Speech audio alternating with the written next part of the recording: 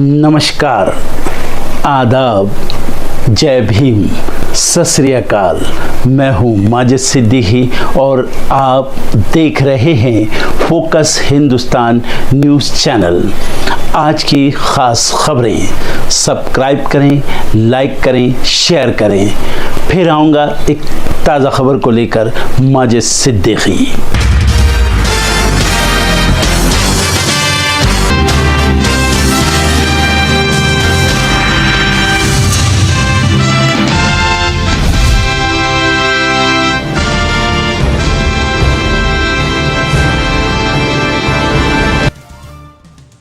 Wayanad Lok Sabha seat से प्रियंका गांधी ने भरा नामांकन। बीजेपी ने नव्या हरिदास को मैदान में उतारा। प्रियंका गांधी ने वायनाड में किया रोड शो। राहुल गांधी भी रहे मौजूद। सड़कों पर उमड़ा जनसैलाब। प्रियंका गांधी ने वायनाड की जनता को किया संबोधित। बोली, 35 साल से राजनीति में हूं, पहली बार अपने लिए मांग रही समर्थन। कर्नाटक में बीजेपी को लगा झटका। बीजेपी नेता सीपी योगेश्वरा ने थामा कांग्रेस का हाथ। जेडीएस बीजेपी के गठबंधन से थे नाराज।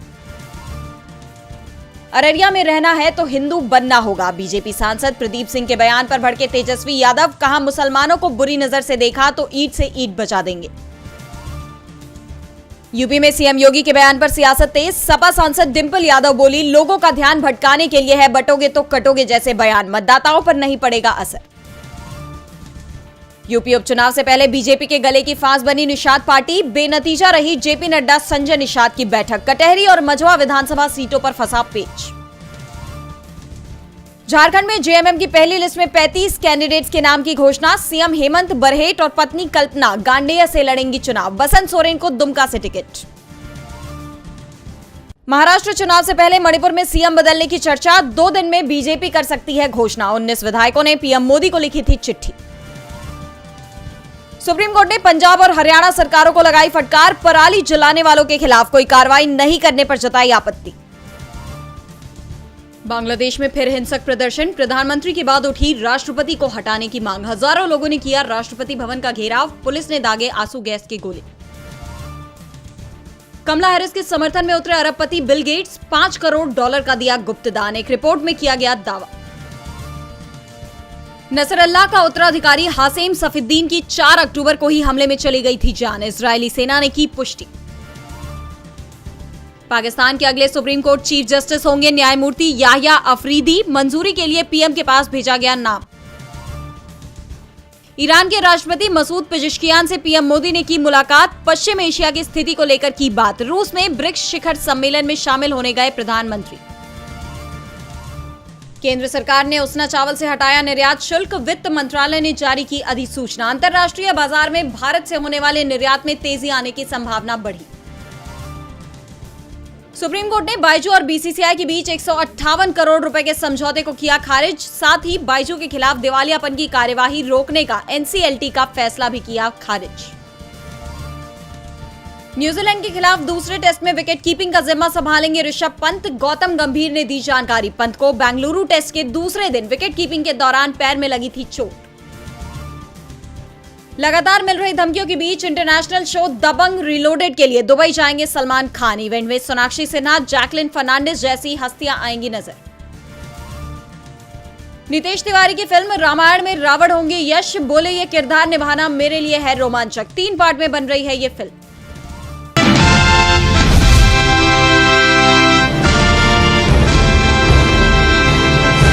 महाराष्ट्र विधानसभा चुनाव के लिए महायुति के बाद अब महाविकास अघाड़ी में शामिल दलों के बीच भी सीट बंटवारे पर आम सहमति बन गई है। सूत्रों के मुताबिक शरद गुट को उद्धव से भी कम सीटें मिलने की बात सामने आई है। सूत्रों से मिली जानकारी के मुताबिक कांग्रेस 105 से 110, शिवसेना यूबीटी 90 से 95 और शरद पवार की एनसीपी 75 से 80 सीटों पर चुनाव लड़ सकती है।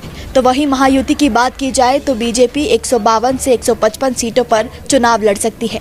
एकनाथ शिंदे के नेतृत्व वाली शिवसेना 70 से 80 और अजीत पवार के नेतृत्व वाली राष्ट्रवादी कांग्रेस पार्टी के 52 से 54 सीटों पर अपने उम्मीदवार उतारने की संभावना है। याद दिला दें कि महाराष्ट्र में 2019 के विधानसभा चुनाव के बाद कांग्रेस, उद्धव ठाकरे की शिवसेना, शरद पवार की एनसीपी ने मिलकर महाविकास अघाड़ी का गठन किया था। तो वहीं इस बार के चुनाव का मुकाबला पार्टियों के बजाय दो गठबंधनों के बीच देखने को मिलेगा। महाराष्ट्र में 288 विधानसभा सीटें हैं। 2019 के चुनाव में बीजेपी ने सबसे ज्यादा 105 सीटें जीती थी। इस बार भी महायुति पूरे दमखम के साथ मैदान में उतरने जा रही है। पिछले चुनाव में बीजेपी को 105, शिवसेना को 56, एनसीपी को 54 सीटें और कांग्रेस को 44 सीटें मिली थी। हालांकि चुनाव के बाद शिवसेना एनडीए से अलग हो गई और उसने एनसीपी कांग्रेस के साथ मिलकर सरकार बना ली। शिवसेना के उद्धव ठाकरे मुख्यमंत्री बने। वर्तमान में बीजेपी के 103 विधायक हैं। शिवसेना में शिंदे के पास 40 विधायक और एनसीपी के पास 43 विधायक हैं।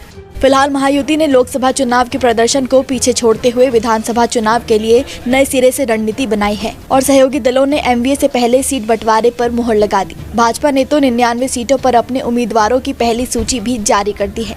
महाराष्ट्र की 288 विधानसभा सीटों के लिए 20 नवंबर को वोट डाले जाएंगे। नतीजे 23 नवंबर को घोषित किए जाएंगे।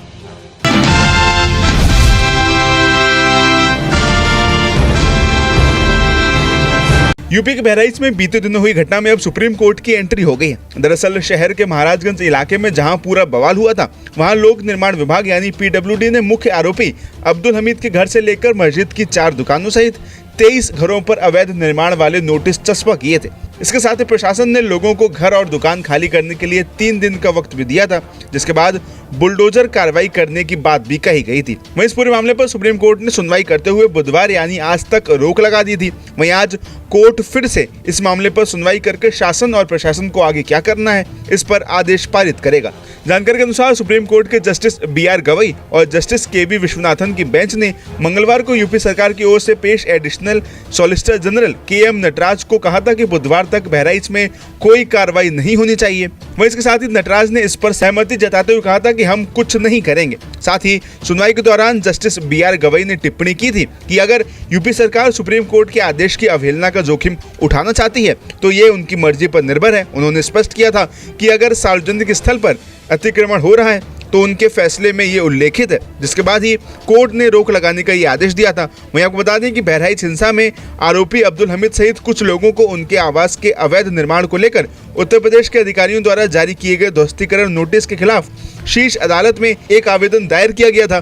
3 लोगों ने संयुक्त रूप से ध्वस्तीकरण नोटिस के खिलाफ याचिका दायर की थी। वहीं इस पूरे मामले पर वहां के लोकल निवासियों ने क्या कुछ कहा, पहले आप वो सुनिए। नहीं तो फैसला हम सब हक में हो जाए कि जैसे जो अपराधी हैं उनको दंड दिया जाए और बाकी हम सब अपराधी हैं। आपका मकान न गिराया? मकान हमारा तो न गिराया जाए। अगर गिराया हो जाए तो 30 फीट यात्रा 30 फीट जाए, अगर तो कोई दिक्कत नहीं है। अब कितने फीट की बात आई? 60 फीट। बुलडोजर कार्रवाई रुक गई तो राहत है? बहुत राहत है। जो इंसाफ करी है कोर्ट तो पर राजी है। तो इस बात से संतुष्ट हैं आपको? हाँ, संतोष है। बहुत भरोसा हमका है, बहुत भरोसा है।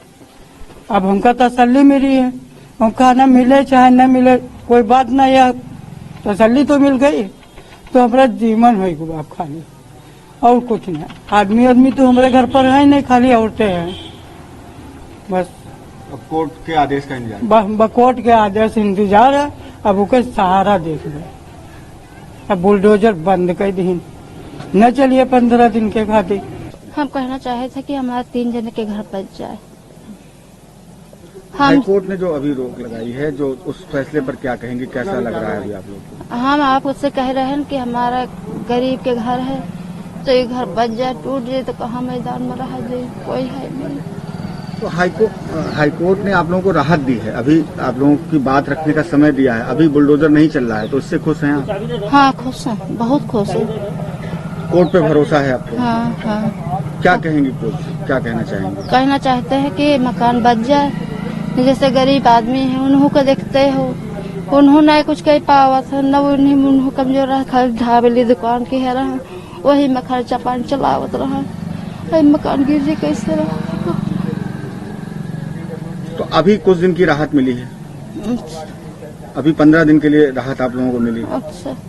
वह इसके साथ ही कुछ दिन पहले ही सुप्रीम कोर्ट ने इसी तरह की याचिकाओं पर एक अंतरिम आदेश पारित किया था कि सार्वजनिक स्थानों पर अतिक्रमण को छोड़कर किसी भी निर्माण को बिना पूर्व अनुमति के बुलडोजर से नहीं गिराया जाना चाहिए।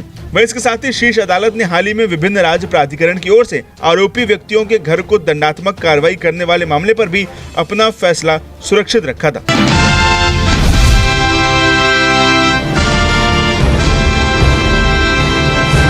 बिल्कुल लिख लेंगे। हमारे समाजवादी के जितने भी नेता कार्यकर्ता हैं तो उनका नाम लाल से लिखा जाएगा और सरकार आने पर 27 में सरकार बनाने जा रही जो और बता तब हिसाब किताब हो जाएगा। बिल्कुल लिख लेंगे। हमारे समाजवादी के जितने भी नेता कार्यकर्ता हैं तो उनका नाम लाल से लिखा जाएगा और सरकार आने पर 27 में सरकार बनाने जा रही जो और बता तब हिसाब किताब हो जाएगा। बिल्कुल लिख लेंगे। हमारे समाजवादी के जितने भी नेता कार्यकर्ता हैं तो उनका नाम लाल से लिखा जाएगा और सरकार आने पर 27 में सरकार बनाने जा रही जो और बता तब हिसाब किताब हो जाएगा।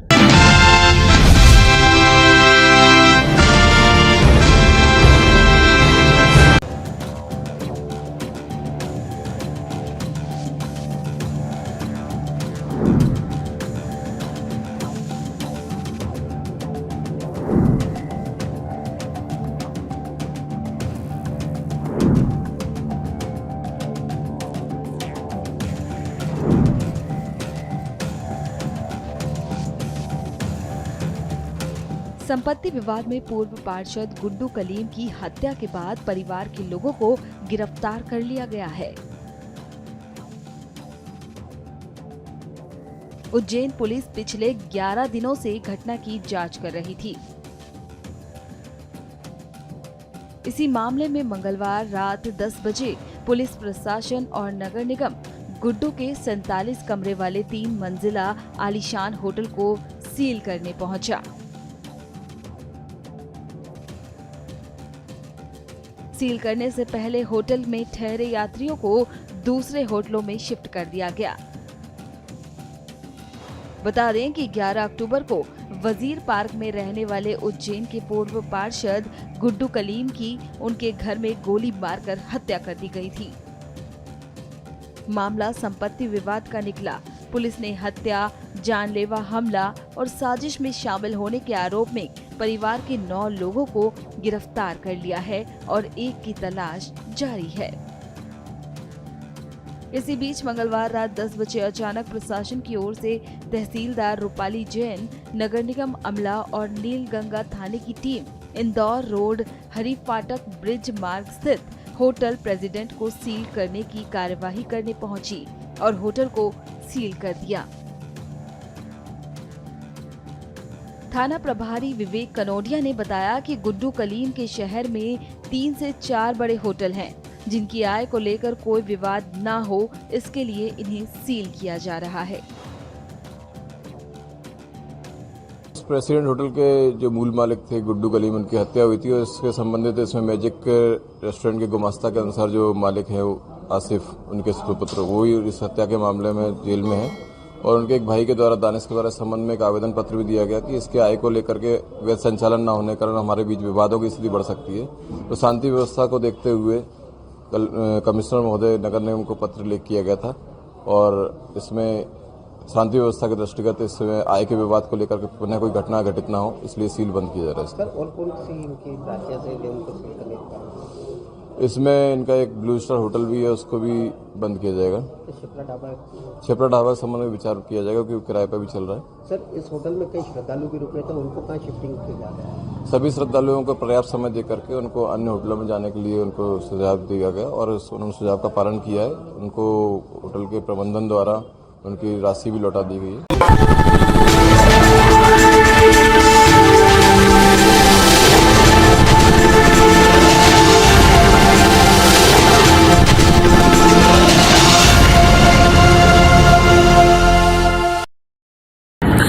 दोस्तों, आज मैं आपको बताने वाला हूं कि अगर आपकी बॉडी में मैग्नीशियम की डेफिशिएंसी हो जाए तो आपको क्या क्या प्रॉब्लम हो सकती है। सबसे पहले इंसोमेनिया, नींद ना आना, स्लीपिंग डिसऑर्डर, इंसान सारी रात करवटें बदलता है, नींद नहीं आती, स्ट्रेस लेवल, एंजाइटी बढ़ जाती है इससे, क्योंकि कोर्टिसोल हार्मोन को रोकने में मदद करता है। और अगर आपकी बॉडी में मैग्नीशियम नहीं है तो कोर्टिसोल बढ़ जाता है, जिसकी वजह से स्ट्रेस और एंजाइटी हो जाती है।